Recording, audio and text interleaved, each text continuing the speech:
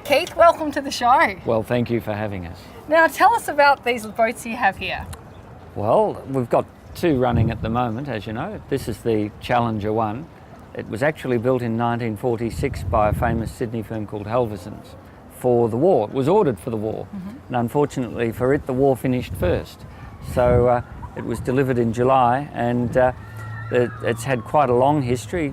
Worked in Western Australia for some time with the Army, and then it worked for the, I think it's the Perth Harbour Trust, but don't quote me on that, and various owners. So how did the boats actually make the transition to become wedding boats?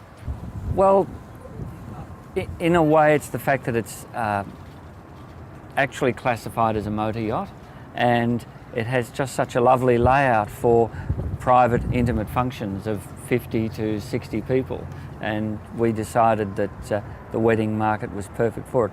We've all been in the wedding market for 10 years now with the Mandalay, which is our other vessel, and although it does more weddings than any other boat in Victoria, this just filled that smaller niche for the slightly different style of function. The Mandalay works more like a reception centre, whereas this is more like entertaining your guests on your own private yacht.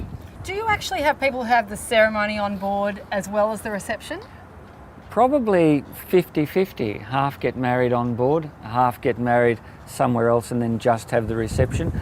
About, I couldn't put a number on it, but a few also just get married on board, only have the ceremony and then get carried to somewhere romantic like Williamstown for the reception itself. So it varies all over the place, but predominantly they seem to get, about half of them seem to get married on board and have the reception there as well. What happens in bad weather?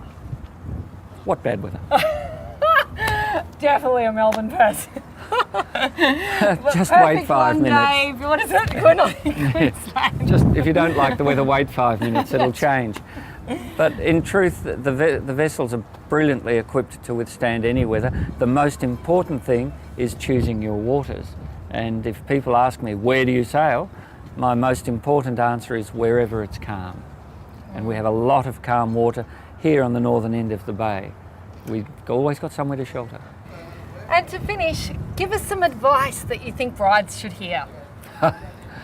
Well, if they're booking a wedding on a boat, whatever you do, don't put on your invitations a time that is half an hour before the boarding time, because people tend to turn up half an hour before that and they'll be standing around for an hour waiting to get on.